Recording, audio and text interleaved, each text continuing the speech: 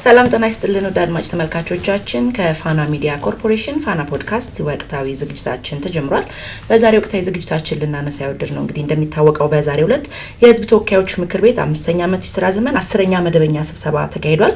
በዚህ ጉባኤ ላይ እንግዲህ የኢፌዴሪ ጠቅላይ ሚኒስትር ዶክተር አብይ አህመድ ተገኝተው ከምክር ቤቱ ለቀረቡላቸው ጥያቄዎች ምላሽና ማብራሪያ ሰጥተዋል። በዚህ ጉዳይ ላይ ቆይታ ልናደርግ ባልደረቦቼ ሰራዊት ሸሎ፣ ቴዎድሮስ ሳህልና እኔም ሄለን ታደሰ እዚህ ስቱዲዮ ተገናኝተናል። አብራችሁ እንድትቆዩ ያክብሮት ግብዣችን ነው። እንኳን ደህና መጣችሁ ቴዲና ሰርሽ። ቀደም ሲል እንዳልነው እንግዲህ ዛሬ በነበረው የህዝብ ተወካዮች 5ኛ ዓመት የሥራ ዘመን 10ኛ መደበኛ ስብሰባ ላይ የኢፌዴሪ ጠቅላይ ሚኒስትር ዶክተር አብይ አህመድ ተገኝተው ከተወካዮቹ ለቀረቡላቸው የተለያዩ ጥያቄዎች ማብራሪያና ምላሽ ይሰጡ ነበር። በርካታ ጉዳዮች ነው የተነሱት። በእርግጥ እጅግ በጣም ብዙ ናቸው። በኢኮኖሚው፣ በዲፕሎማሲው፣ በምርጫ በጣም ብዙ ጉዳዮች ናቸው። ሁሉንም መነካካት ማንሳት ብንችል እንኳን የተወሰኑትን ብንወያይበት ብለን አሰብን ዛሬ። ጥሩ እንግዲህ ያው በዘርፉ በሁሉም ዘርፍ ብለዋል። እንግዲህ ኢትዮጵያ ኢኮኖሚ ቀደም ሲል ግብርና ላይ ብቻ ነበር ትኩረት ተደርጎ የሚሰራውና እንደውም በኢህአዴግ መንግስት ጊዜ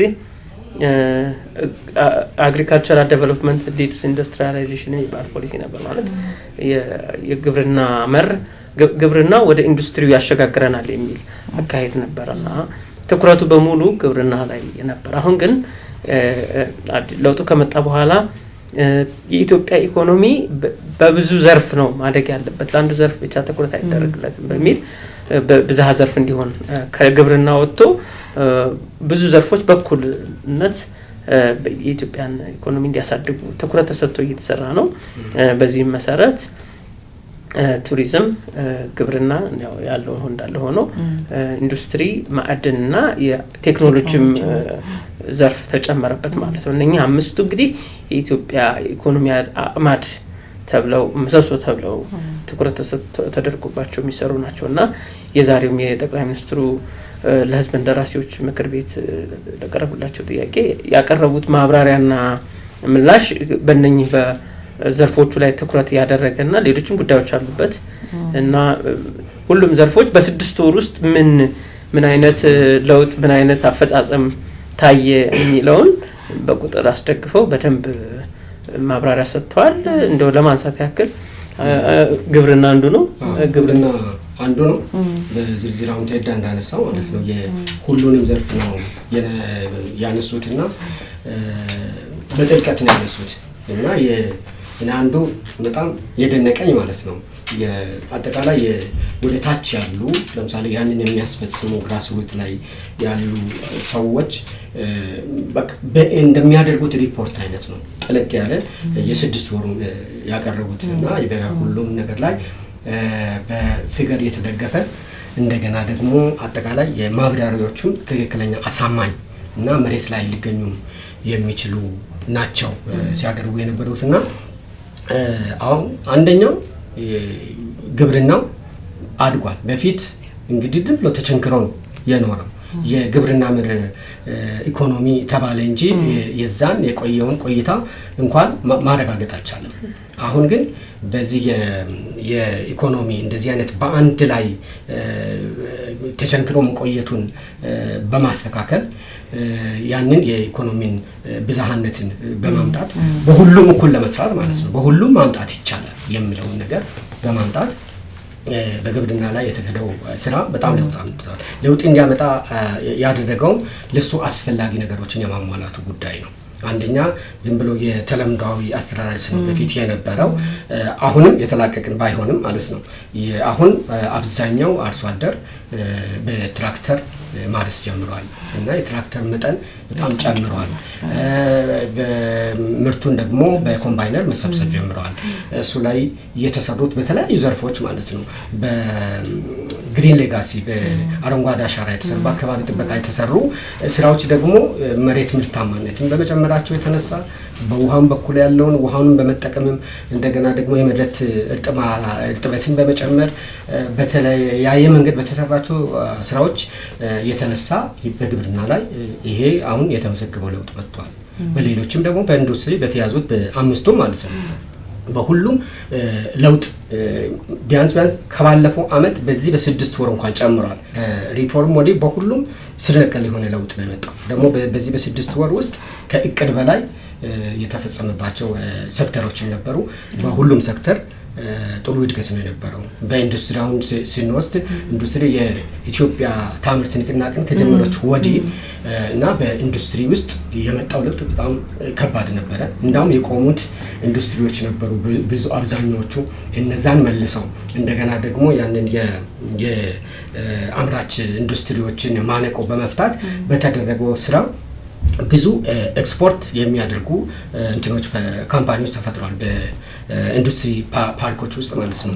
ስለዚህ ይሄ በግልም እንደገና እንደዚህ በኢንዱስትሪ ፓርኮችም ላይ በተሰራው ስራ በመጣው ለውጥ የገቢ ምርት እየቀነሰ የውጪ ምርቶች እየጨመረ መጥቷል። ተኪ ምርቶችም ተፈጥሯል። በዚህም በጣም እድገት እንዳስመዘገብን ነው እና የገለጹት።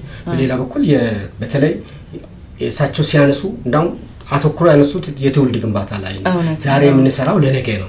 ዛሬ ልንራብ እንችላለን። የምንፈልገውን የጠበቅነውን ነገር ዛሬ ላናገኝ እንችላለን። ግን ይህንን ልጆች አያዩትም። እኛ 2 ጊዜ በልተን ግን እነሱ 3 ጊዜ ከዛም በላይ ሊሄዱ ይችላሉ። የነገንም አስበን ነው የሰራን ያለ ነው። ዛሬም ደግሞ ያሰብነውን ያለምነውን እና ያቀድነውን ነገር ለውጥ ያመጣን ነው ብሎ ነው የተናገሩትና በቴክኖሎጂ ዘርፍ በቴክኖሎጂ እንደውም በትውልድ ግንባታ ሲል ቀጥታ እኔም ጭንቅላቴ ላይ መጣብኝ የቴክኖሎጂ ዘርፍ ነበር። እውነት ነው የቴክኖሎጂ ዘርፍ ነው። ወጣቱ ላይ ነው ትኩረት የተደረገው። እንግዲህ ዘመኑ የዲጂታል ዘመን ነው። እንደውም ጠቅላይ ሚኒስትሩ ሲናገሩ በኦንላይን ሆነው በዚህ በቴክኖሎጂ በተደገፈ የውጭ ስራ እድል ተፈጥሯል። ሀገራችንም በቴክኖሎጂ ላይ ትኩረት አድርጋ በመስራቷ የኮደር 5 ሚሊዮን የሚባለው የኮደር ስልጠና እየተሰጠ ነው። በዚህም እስካሁን 3 ሚሊዮን ያክሉ የኮዲንግ ስልጠና ተምረው የተለያዩ የዲጂታል ስራዎች የቴክኖሎጂ ነክ ስራዎችን እየሰሩ ይገኛል እና ከዚህም በላይ ደግሞ እጅግ በጣም አንድ ትኩረት እንደተደረገበት አንድ የኢኮኖሚ አማድ ቴክኖሎጂ እንግዲህ አንዱ የኢኮኖሚያችን አማድ ሆኗል። እንደዛ ሁሉ በሰው ሰራሽ አስተውሎት ዘርፍ በሰፊው በአፍሪካ ውስጥ እንደውም በግንባር ቀደም ነው እየሰራን ያለ ነው። እንግዲህ እንደሚታወቀው አሁን ዓለም መነጋገሪያ ሆኗል። የሰው ሰራሽ አስተውሎት ጉዳይ ባለ ሁለት ስለት ሰይፍ ነው እየተባለ ነው። አስፈሪ ነው እየተባለ ነው። ምንድነው ለሰው ልጅ እንደ አብዮት ነው። አሁን የሰው ሰራሽ አስተውሎት የኢንዱስትሪ አብዮት የተለያዩ አብዮቶች አሉ በሰው ልጅ ታሪካዊ ሶሾ ኢኮኖሚክ እድገት ላይ በሂደት የኢንዱስትሪ አብዮት የቴክኖሎጂ አብዮት የሚባል። ይሄ የኤአይ የሰው ልጅ ህልውና በከፍተኛ አኗኗሩን በአጠቃላይ የቀየረ አዲስ ግኝት ነው፣ የቴክኖሎጂ ውጤት ነው እና አሁን ምንድነው በዚህ በአለም ላይ የመነጋገሪያ አጀንዳዎቹ በግሎባል ኮንፈረንሶች እንደ አንድ ትልቅ አጀንዳ ሆኗል። ካስታወሳችሁ የጂ7 ስብሰባ ላይ የቡድን 7 ሀገሮች ስብሰባ ላይ ርዕሰ ጉዳዩ ተነስተዋል። ቡድን 20 ላይ ተነስተዋል። እንደገና የብሪክስ ስብሰባ ላይ ራሱ ርዕሰ ጉዳይ ነበረ። ከዛ ደግሞ አሁን ደግሞ በቅርብ በዳቮሱ የስዊዘርላንድ በተካሄደው የወርልድ ኢኮኖሚክ ፎረም ላይ ሰው ሰራሽ አስተውሎት በጣም እንደ አንድ ትልቅ ኢሹ ሆኖ ነው የቀረበው። ይሄ እንግዲህ ለዓለም አቀፍ ለሰው ልጅ ልማት ለኢኮኖሚ ሁሉን ነገር የሚያሳልጥ ትልቅ የሰው ልጅ ግኝት ነው ሰው ሰራሽ አስተውሎት እና ከዚህ ዓለም በጣም በትኩረት ከሚሰራበት ጉዳይ እኛም መራቅ አንችልም ወይም ደግሞ እሱን አለመጠቀም አንችልም። ስለዚህ ቴክኖሎጂ በጣም ፈጣን ነው። በነገራችን ላይ በጣም ከአመት አመት እየተሰራ ያለው ነገር በቅርብ ጊዜ ነው ሰው ሰራሽ አስተውሎት እንደ ትልቅ ኢሹ ሆኖ የመጣው። ከዚህ በኋላ አሁን ቪዲዮ ጀነሬት ያደርጋል፣ ድምጽ ተመሳሳይ ድምጽ ይሰራል፣ ፊልም ስክሪፕት ተሰጥቶት ሁላ ፊልም ያዘጋጃል። ሌሎች ሕክምና ነክ ጉዳዮችን እንደውም በኬሚስትሪ ለኬሚስትሪ የተለያዩ ሕክምና ኬሚካሎችን በመቀመም ረገድ ሁላ አፕላይ ተግባራዊ እየተደረገ እንዳልከው ነው። በጤናውም ዘርፍ እኮ ባለፈው ዳቮስ ላይ እኛ እንዳልነው ለመጠቀም ራሱ ሂደት ያለ ማለት ፕሮሰስ ላይ ያለ ነው። እነ ቻይና እንደውም ሪሞትሊ ሰው ኦፕሬሽን አካሂደዋል በሮቦት። ቻይና ሆኖ ጣሊያን ውስጥ ይመስለኛል እዛ ሆኖ በርቀት ሰው ሰራሽ አስተውሎት እንደዚህ አይነት ደረጃ ላይ ደርሷል የሰው ልጅ እና እኛስ ምንድነው እየሰራን ያለ ነው የሚለውን ለማስረዳት ነው እንግዲህ ኢምፖርታንሱን አስፈላጊነቱን ለማስረዳት ዩኒቨርሲቲ ለመጀመሪያ አፍሪካ ውስጥ የመጀመሪያ ይመስለኛል በዩኒቨርሲቲ ደረጃ አቋቁመን ስራ እየሰራን ነው። ይሄ ቀላል ትኩረት የተሰጠ ጉዳይ አይደለም። ምክንያቱም አሁን ወደፊት የዓለም ትሬንድ የሚሆነው የሆነ አንድ ህግ ይኖረዋል አተገባበር። ትልቁ መነጋገሪያ የነበረው በዓለም ላይ ኢሹ እንዴት አይነት ዓለም አቀፍ ተቀባይነት ያለው አሰራር ኖርምና ህግ ይኖረው በሚለው ጉዳይ ነው፣ በአጠቃቀም ጉዳይ ነው። ምክንያቱም አደገኛ ነው ህግ ከሌለው እንዳልነው ጥሩ ላልሆነ ዓላማ ለካም ሳይፍ ነው ስላልከም ጥሩነቱም አለ መጥፎነቱም አለ። እና ሬጉሌሽን ሲኖር ይገቷል፣ ህግ ያስፈልጋል፣ መቆጣጠር ያስፈልጋል፣ ሰዎች አላግባብ ህገወጥ ነገር እንዳይጠቀሙበት ማዕቀፍ ያስፈልጋል በሚለው ነው። ምክንያቱም አደገኛ መሳሪያ በመሆኑ እና ቴክኖሎጂም ስለሆነ ሰዎች የትኛውም ዓለም ጥግ ሆኖ በቀላሉ ያገኙታል፣ ይጠቀሙበታልና እንዲህ አይነት ነገሮች በጣም አስፈላጊ በመሆኑ ኢትዮጵያ እንግዲህ ቀደም ብላ ስራውን ጀምራ በትልቅ በከፍተኛ ትምህርት ተቋማት ደረጃ እንግዲህ አቋቁማለች ማለት ነው። ይሄ አንዱ ትልቁ ወቅቱንም የጠበቀ እና የሚመጥን ስራ ነው። ለዚህ መሰረት ደግሞ የሚያስይዙ የታች ህፃናት ማለት ነው እየተለማመዱ እንዲያድጉ ለዛ ማለት እንግዲህ ጊዜውን የሚመጥን ማለት ነው። ጊዜውን የሚመጥን ትውልዱ ፈጣን ነው በራሱ ነገር ግን አክሰስ እንዲያገኙ ማድረግ በጣም ወሳኝ ነው። የሆነ ግንዛቤ ኖሯቸው አሁን ወደ ክህሎት ነው የሚመጡት፣ ወደ ክህሎት ነው የሚመጡት። ያደጉ ወደ የዩኒቨርሲቲ ደረጃ እድሜያቸው ሲደርስ ወደ ክህሎት ነው የሚመጡት። ግን ግንዛቤን አሁን እንዲያገኙ በታች በመዋለ ህጻናት ላይ እየተሰራ ያለው ስራ ቀላል አይደለም።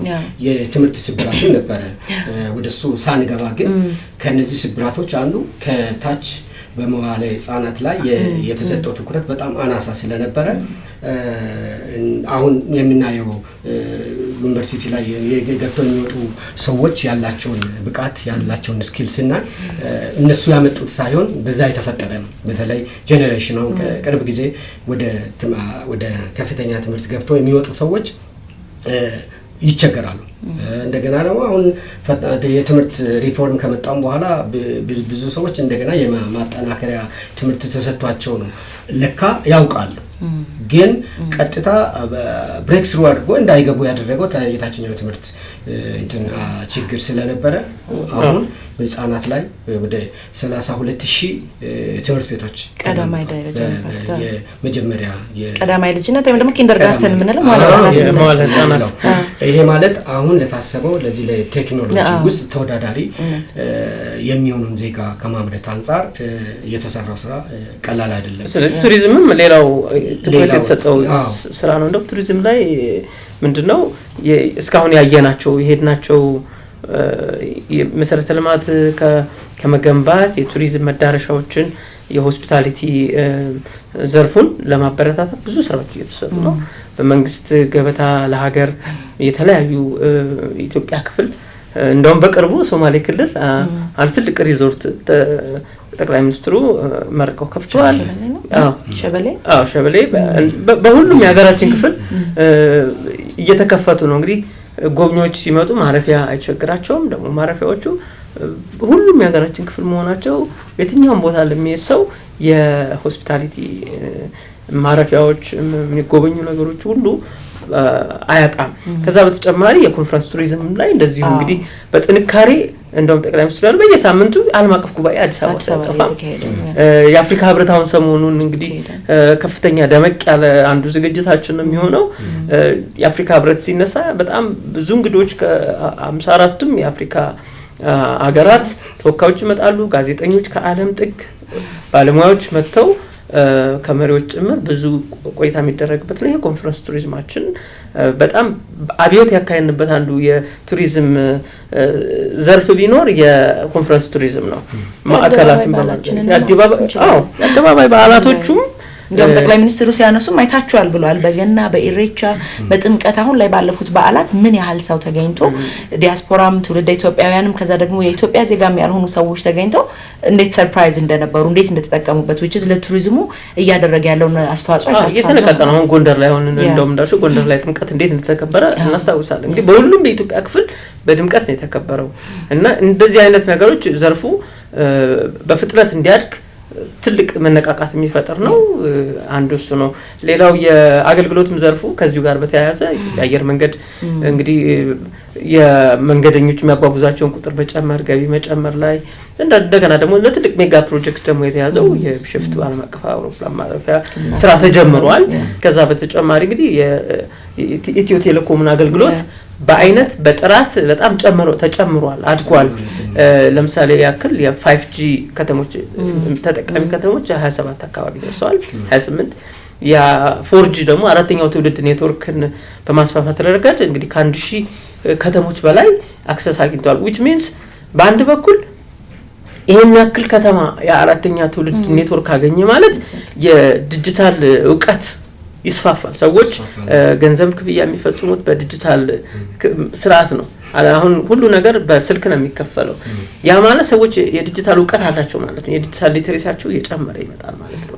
ይሄ እንግዲህ ወደፊት አገልግሎት የበለጠ ለመስጠት ሰው የዲጂታል ዕውቀት እየኖረው በመጣ ቁጥር ኢትዮጵያን ዲጂታላይዝ ከማድረግ ጋር ካለው እቅድ ጋር ቀጥታ የሚመለከተው እሱ አውትከሙ አንደኛው አውትከም ነውና ሰዎች እንደገና ደግሞ እንዴት ነው ዲጂታል ዕውቀታቸውን እንዲያዳብሩት የሚችሉ ብለን ብንጠይቅ እነኚህ የኔትወርክና የተለያዩ የአገልግሎት በጥራትም በአይነትም በርከት ብሎ የሚቀርቡ አገልግሎቶች ሰዎቹን የዲጂታል አጠቃቀም ዕውቀታቸውን እንዲጨምር ያደርግላቸዋል። ያ እንዳላችሁት ነው እንግዲህ ግብርና መር ብቻ ከሆነ የኢኮኖሚ እንትን ወተን ብዝሃ የሆነ ቀደም አሁን የጠቀስናቸውን አምስቱንም በማከለ መልኩ የተሰሩትን ስራዎች ጠቅላይ ሚኒስትሩ ባቀረቡት በጣም የሚያስገርምም ነበር። ማዕድን አላነሳውም፣ ማዕድን እንደዛው ብዙ አድጓል። ጠቅላይ ሚኒስትሩም ማዕድን በማደጉ እንግዲህ አሁን ሁለተኛ ፌዝ የጋዝ ማምረቻ እየሰራ ነው። በየቦታው ወርቅ ምርታችንም እየጨመረ ነው። የሲሚንቶ ምርት በየዘርፉ ትልቅ ጭማሪ ያሳይቷል ብለዋልና ዘርፉ ሁሉም የተነቃቃ ዘርፍ ነው። ለዛም ይመስለኛል የኢትዮጵያ ኢኮኖሚ መጀመሪያ መንግስት የ2018 እቅዱ 9.2 ነበረ እድገቱ የታሰበው። IMF ደግሞ 9.3 ያድጋል ብሎ ተቀራራቢ 0.0 ምናምን ነበር።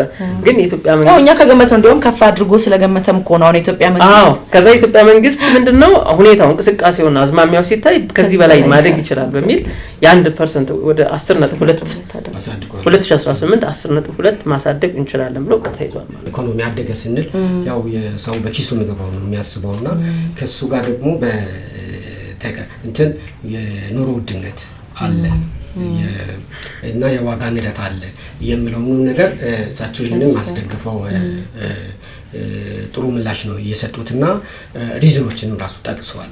ሪዝኖቹ አንደኛው ሺህ ጊዜ ብናድግ ምርታማነታችን ካላደገ የምናመርተውና አቅርቦትና ፍላጎት አለመመጣጠን ነው ብለዋል። እንደዛ ካላደገ ምንም እድገቱ ማለት የሰዎች በተለይ ኪስ የሚገባው ግለሰቦች ጋር የሚታየው ነገር አይመጣም። ስለዚህ አሁን የአቅርቦትና ፍላጎትን የማጣጣም ነገር መሰራት አለበት የሚለው ነው። እሱም ምርታማነት በጣም ይረጋግጣል ብለን እናስባለን። ምርት ይገኛል። እሱም ለብዝሃ ዘርፍ የተሰጠው ትኩረት በግብርናው ላይ አሁን ስንናገር እንደነበረው የተሰጠው ትኩረት በጣም ከፍተኛ ስለሆነ በየዘርፉ በሌማት ትሩፋት በእንስሳትና እንስሳት ተዋጽኦ በፍራፍሬ እንደገናም ደግሞ በብዕር ሰብሎች እየሄደ ያለው ማለት ነው። ስንዴን አሁን ስናይ ስንዴን ከውጭ የሚገባው ማስቀረት ተችሏል፣ እዚህ ማምረት ተችሏል።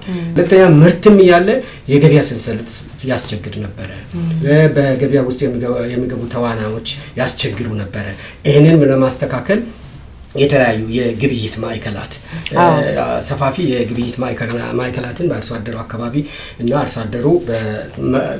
አደሩን በሚመግብ መልኩ ማለት ነው፣ ሁለቱንም በሚያገናኝ መልኩ እንደገና ደግሞ በከተሞች ላይ እነዚህ የቅዳሜ ገበያ ተብሎ እየተጀመሩ እነዚህ ሁሉ አክሰሶች ከተመቻቹና የአስተዳደር ስርዓቱም ከተስተካከለ እነዚህ የዋጋ ንረት ላይ የሚታየው ነገር ወይም የኑሮ ውድነት ላይ የሚታየው ነገርም ይቀንሳል የሚል ነገር ነው ያስቀመጡትና በእነዚህ ውስጥ ያው የሚሰሩ የባለድርሻ አካላትም ሚና ከፍተኛ ይሆናል ማለት ነው። ገቢን ማሳደግ ደግሞ በጣም ወሳኝ ነው። በተለይ እነዚህ የተቀጣሪዎችን ገቢ ማሳደግ የሚለውም ብዙ በምሳሌዎች አስደግፈው ተናግረዋል። የደሞዝ ከአንድም ሁለት ለውጥ መንግስት ከመጣ በኋላ ጨምሯል። የጡረተኞችንም ራሱ በመጨመር ያንን ሰብሲዲም አለ፣ ድጎማዎች አሉ። በእለት እለት የምንጠቀማቸው የምርቶች ላይ ዋጋ እንዳይንር ለምሳሌ ትራንስፖርት ላይ ከናረ በሌሎች እቃዎች ላይ የፍጆታ እቃዎች ላይ ዋጋው ስለምንር መንግስት ምን ያደርጋል? የነዳጅ ድጎማዎችን ያደርጋልና በተለያየ ድጎማዎችን ያደረገ መንግስት የኑሮንም ለማረጋጋት እንደገና ደግሞ ምርትንም ለመጨመር ከፍተኛ ስራዎች እየተሰሩ መሆኑን ነው ያስረዱትና ይሄ በመሬትም የሚታይ ጉዳይ ነው። ያነሳቸው ነገሮች ሁሉ የሚታዩ ናቸው። በተለይ ደግሞ ምርትና አቅርቦትን እንደው ፍላጎትንና እንትንን ማጣጣም ጋር በደንብ አጽንኦት ሰጥተው ሲናገሩ ነበር። እንዳላችሁት በጣም በበርካታ ጉዳዮች ላይ ነው ያነሱትና እንደው ሁሉን አንዳንድ ያነሳን ብንቆይ ብዙ ጊዜ ላይ በቃን ይችላል። ተመልካቾቻችንም በቀጥታ ስርጭት በየሁሉም በዲጂታል አማራጮቻችንና በሁለቱም ቻናላችን ሲተላለፍ ስለነበረ በአብዛኛው ያዩታል። አሁን ደግሞ ቀጣይ ምን እንድናነሳው ወደድኩ ደግሞ ያው የሀገራዊ ምርጫ 7ኛው ሀገራዊ ምርጫ አሁን በቀጣይ ግንቦት ወር ይካሄዳል። በሱንም በተመለከተ አስቻይ ሁኔታዎች መኖሩ ምርጫው ሰላም ይደረጋል አይደረግም የሚለውን ነገር የሚቆርጥ ነገር ወይም ደግሞ ምላሽ ሰጥቷልና እሱን ራሱ ብናነሳው እንግዲህ የሀገራዊ 7ኛ ሀገራዊ ምርጫ ቀደም ብሎ ነው ዝግጅቱ በደንብ ተጧጥፏል። ብዙ ስራዎች እየተሰሩ ናቸው። ዘንድሮ ከዚህ በፊት ከነበሩት የተሻለ ምርጫ እናካሂዳለን። አካታች የሆነ ሰላማዊና ፍትሃዊ የሆነ ምርጫ እናካሂዳለን። ለዚህ ደግሞ ብዙ አስቻይ ሁኔታዎች አሉ ብለው አቅርበዋል። ምርጫውን በተመለከተ ብዙ ነጥቦች የተነሱት ለምሳሌ ቅድመ ምርጫ ያሉትን ሁኔታዎች ለተፎካካሪ ፓርቲዎች ለህዝቡ ተደራሽ ራሳቸውን እንዲያስተዋውቁ የፓርቲያቸውን አቋም ፖሊሲዎቻቸውና ስትራቴጂዎቻቸውን እንዲያስተዋውቁ አንዱ ትልቁ ኢሹ ምንድነው የምርጫ ክርክር መድረኮች ነው። ሚዲያ አጠቃቀምን በተመለከተ በሚዲያ በኩል ማለት ነው። እንግዲህ ይሄን በተመለከተ ሁሉም ዘመኑ የዲጂታል በመሆኑ አንዱ መልካም ነገር ይሄ ዘመን ምንድነው መራጮቻቸው ወይም ደጋፊዎቻቸው ወይም ደጋፊ ሊሆኑ የሚችሉትን ሰዎች በዲጂታል አማራጭ ማግኛ ዘዴ ነው። እንግዲህ ከአሁን በፊት በነበሩ ለምሳሌ 97 ወይ ደግሞ 2002 ምርጫ ብታስቢው ኢንተርኔት ባለመኖሩ ስለዚህ ስለ ሶሻል ሚዲያ የሚታወቅ ብዙም ነገር የለም። አሁን ግን ይሄ ዘመን በጣም ዲጂታል አማራጮች በመብዛታቸው የተነሳ ሶሻል ሚዲያ ላይ ትኩረት አድርገው መንቀሳቀስ በአለም ደረጃ ይሄ የዚህ ሶሻል ሚዲያ ከምርጫ አንፃር የ2016 የአሜሪካ ምርጫ እኮ ሶሻል ሚዲያ እንትን ብሎታል፣ አፌክት አድርጎታል። ካስታወሳችሁ ታርጌት ለሚደረገው ህዝብ ሶሻል ሚዲያን ተጠቅመው የተሰሩ ስራዎች አሉ።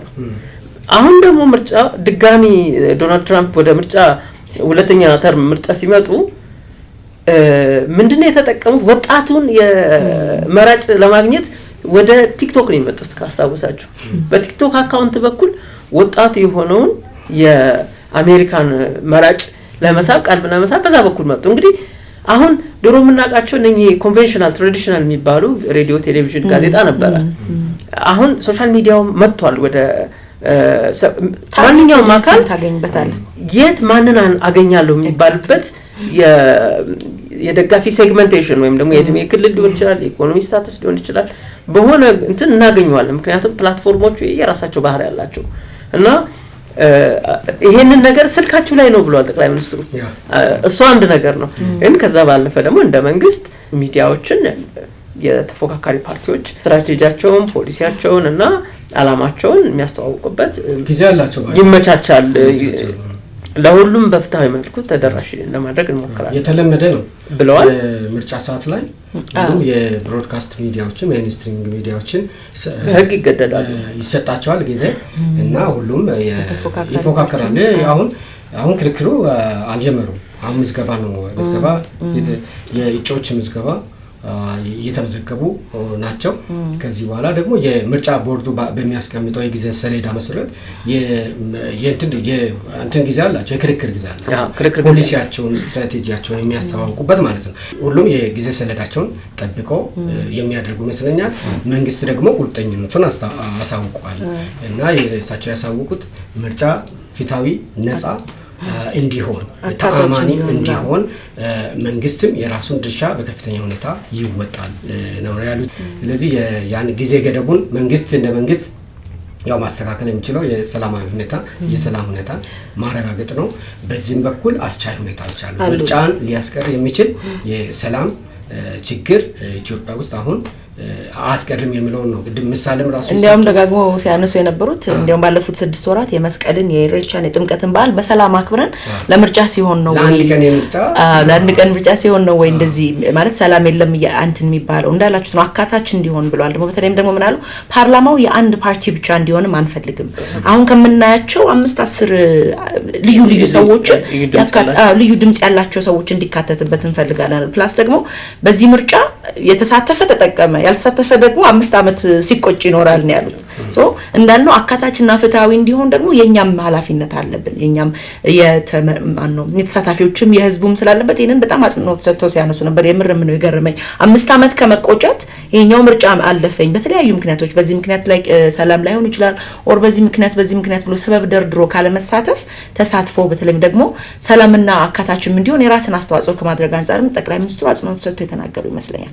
ከቅርብ ጊዜ ወዲህ ግን አንድ እየተስተዋለ የመጣ ነገር ምንድነው ምርጫ በመጣ ቁጥር ምርጫው መካሄድ የለበትም የሚል ምክንያት እያቀረቡ አንዳንዴ መካሄድ አለበት ይላል፣ አንዳንዱ ደግሞ መካሄድ የለበትም። እንግዲህ ካስታወሳችሁ የኮቪድ ጊዜ የኢትዮጵያ መንግስት ይሄ ዓለም አቀፍ ወረርሽኝ ነው፣ ገዳይ በሽታ ነው፣ የዓለም ጉዳይ ነው፣ የዓለም ችግር ሆኗል፣ ስለዚህ ምርጫውን ትንሽ ገፋ እናርገው ሲባል ሞቼ ይገኛለሁ ያሉ ሰዎች ፓርቲዎች ነበሩና ካልተደረገ እንደገና ደግሞ ምንድነው የሽግግር መንግስት የምናምን የሚሉ ድምጾች ተነሱ።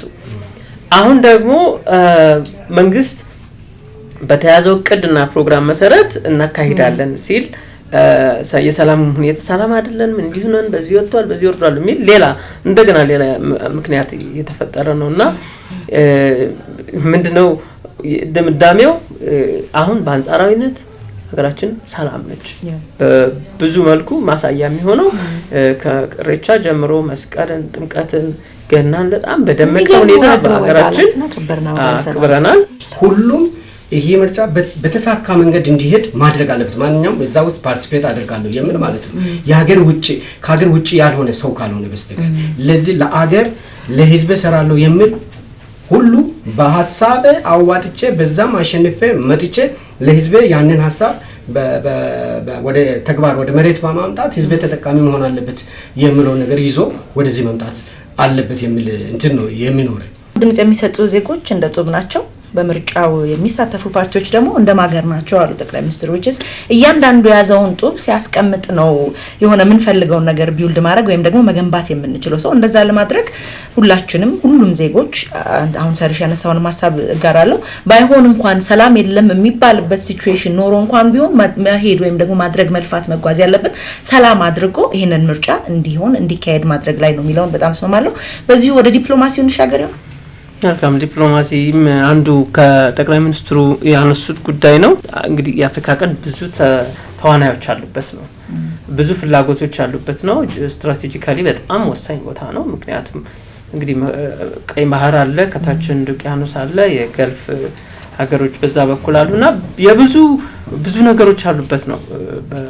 እንግዲህ መካከለኛው ምስራቅም ቅርብ ነው። እንደሚታወቀው የአፍሪካ ቀንድ አገራት በብዙ መልኩ እርስ በርስ ብዙ የሚመሳሰሉ ሼር የሚደራረጓቸው የሚጋሯቸው እንትኖች አሉ፣ መገለጫዎች አሉ። ለምሳሌ የኢትዮጵያና የኤርትራ ህዝብ፣ የኢትዮጵያና የጅቡቲ፣ የኢትዮጵያና የሶማሊያ ህዝብ፣ የኢትዮጵያና የደቡብ ሱዳን የኢትዮጵያና ህዝቦች አሉ።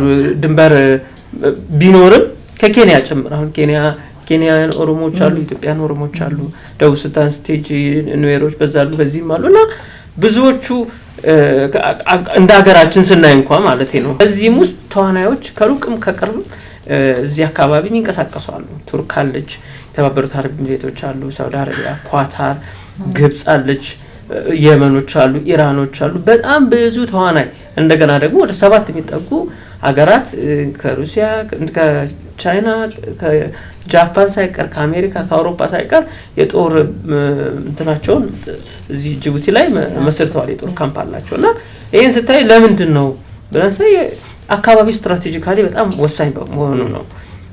በዚህ አካባቢ የፓይሬሲ ጉዳይ አለ፣ የባህር ላይ ወንበዴዎች አሉ። እንደገና ደግሞ በቅርቡ ደግሞ እዚህ አልሻባብ አለ። በዛ በኩል በየመንም እንደዚሁ አይኤስን ጨምሮ ሌሎች መንግስታዊ ያልሆኑ የመሳሪያ አንግበው አካባቢውን አፌክት የሚያደርጉ ደግሞ አካባቢው ላይ ተጽዕኖ የሚያሳድሩ አካላት አሉ፣ ሀውቲዎችን ጨምሮ ማለት ነው። ይሄንን ስናይ የኢትዮጵያን አሁን ምንድነው ኢትዮጵያ እዚህ ጋር ሲባል እንግዲህ 130 አካባቢ ሚሊዮን ህዝብ ያላት ሀገር ነች። በ60 ኪሎ ሜትር ርቀት ባህር እያለ የባህር በር በታሪክ አጋጣሚ ያጣች ሀገር ናት እና የኢትዮጵያ ጉዳይ ከዚህ አንጻር ሲታይ የሁለቱ ውሃዎች ጉዳይ ብለዋል ጠቅላይ ሚኒስትሩ። የአባይና የቀይ ባህር ጉዳይ የኢትዮጵያ ወሳኝ የህልውና ጉዳዮች ናቸው ሁለቱም። አባይም አባይ ነው፣ ቀይ ባህርም ቀይ ባህር ነው እና ከነኚህ ውሃዎች ጋር በተያያዘ ነው የኛ ችግር በዋናነት የገጠመን ትልቁ ቻሌንጅም ጫናውም የሚመጣው ከዚህ ጋር በተያያዘ ነው። ኢትዮጵያ የኤርትራ ነፃ ሀገር እንድትሆን መንግስት እንዲወድቅ ሲደረግ ተዋናዮቹን ብናያቸው ሁሉም ለትግሩ በተለይ ለኤርትራ ነፃነት ድጋፍ ሲያደርጉ የነበሩ ሀገሮች መካከለኛው ምስራቅ ሀገሮች ናቸው። እነኛ ሀገሮች ኢትዮጵያ ባህር በር እንዳይኖራት በተዘዋዋሪ ሲደግፉ የነበሩ ናቸው። ለምሳሌ ኢራቅን ብትወስጂ፣ ሶሪያን ብትወስጂ፣ ኢቭን የዛሬ ይሄ የፍልስጤም ፔሎ የፍልስጤም ነፃ አውጪ ግንባር የሚባለው ናራፋት የሚመሩት የደፈጣ ውጊያ ሲያሰለጥኗቸው ነበር። ኢትዮጵያ መንግስት የሚወጉ ኢትዮጵያን አማጺዎች በወቅቱ ማለት ነው። እና ሳውዲም ብዙ ሀገሮች ተሳትፎ አድርገዋል። ኤርትራ ስትገነጠል አንድ በሌላም ድንጋይ ያቀበሉ ሀገሮች ናቸው ማለት ነው። አሳዛኙ ነገር ደግሞ ኢትዮጵያ የባህር በሯን ስታጣ የኛው ኢትዮጵያን መንግስት ሆነው የመጡ አካላት ኢትዮጵያ ባህር በር ያስፈልጋታል ብሎ እንደ ብሔራዊ ጥቅሟን ተከራክረው እንኳን የራሷን በታሪካዊ እንደው መከራከር ሆን ብሎ ነው ራሱ ይመስለኛል። እና በዛ አካሄዱ በራሱ መንግስት በህዝብ አልተመረጡም፣ ህዝብ አልወከላቸውም። በትራንዚሽን በሽግግር መንግስት በነበረ ሰዓት ነው እንግዲህ እነኚህ ነገሮች ኢትዮጵያ በታሪክ አጋጣሚ የባህር በር ልታጣ የተደረገው እና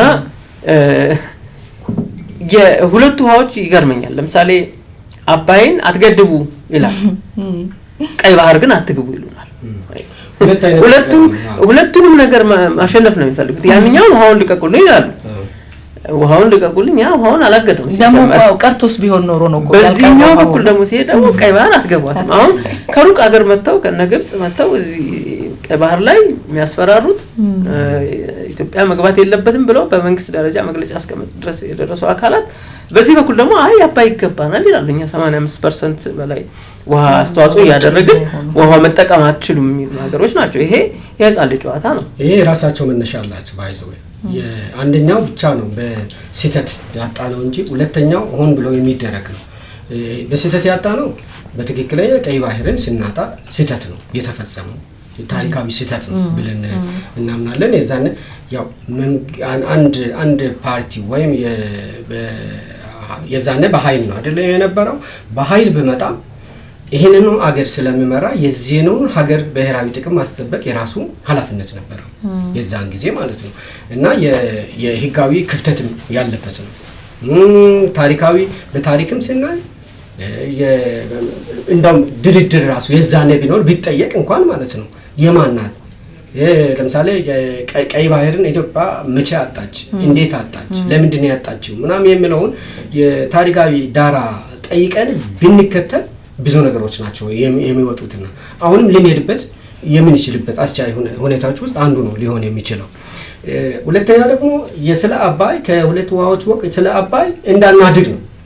ሁለቱም አሁን ተዳ እንደሚያነሳው ይሄ ሁሉ ተሰብስበው መጥተው ቀይ ባህር ላይ የሚሰሩት ጉዳይ እንዳናድግ ነው። ኢትዮጵያ ተጽዕኖ ፈጣሪ እንደምትሆን ያውቃሉ። ነፃ ሆና ከጦርነት ውጪ ሆና ከግጭት ውጪ ሆና የራሷን ኢኮኖሚ የራሷን ህዝብ ሰላም ጠብቃ ብትሄድ የት እንደምትደርስ ያውቃሉ። ደግሞም ትደርሳለች። በቀጠናው ላይ ተጽዕኖ ፈጣሪ ሀገር ስለሆነች እሱን ለማስቆም አሁን በአሸናፊነት እየተወጣ ነው። በአሸናፊነት የመወጣታችን ጉዳይ ማንም ሊያስቆመን እንደማይችል በህዳሴ አሳይተናል። የህዳሴ ምንም የሰው ሳንቲም የማንም ያልገባበት የኢትዮጵያ ህዝብ አንድ ሆኖ የገነባው ግድብ ነው እና እንደዚሁ ሌሎችም ስራዎች ሲኖሩ የኢትዮጵያ ህዝብ ይሰራል ለራሱ ጥቅም ማለት ነው።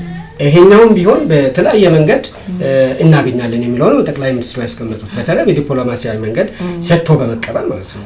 ለዚህ ሁሉ ችግር የዚህ ሁሉ ገፊ ምክንያት ምንም አይደለም። ኢትዮጵያ እንዳታድግ ኢትዮጵያ በጣም ተጽዕኖ ፈጣሪ አገር እንዳትሆን ተጽዕኖ ፈጣሪ ከሆነች በኋላ ደግሞ ምን እንደምታደርግ ስለሚያውቁት ነው። ደግሞ ማድረጋችን አይቀርም። ይሄን ሁሉም ማንም አምኖ በዛ ጉዳይ ላይ መስራት ነው ያለብን። በተለይ ቀይ ባህርን ማግኘት እንድንችል እንደገና ደግሞ ያው ህዳሴ እንደዚህ እንደገነባ ነው እንዳረጋገጥ ነው በሁሉም የልማት ዘርፎቻችን ላይ ከተባበርን ምንም የማናሸንፈው ነገር የለም። ያ እንዳሉት ነው።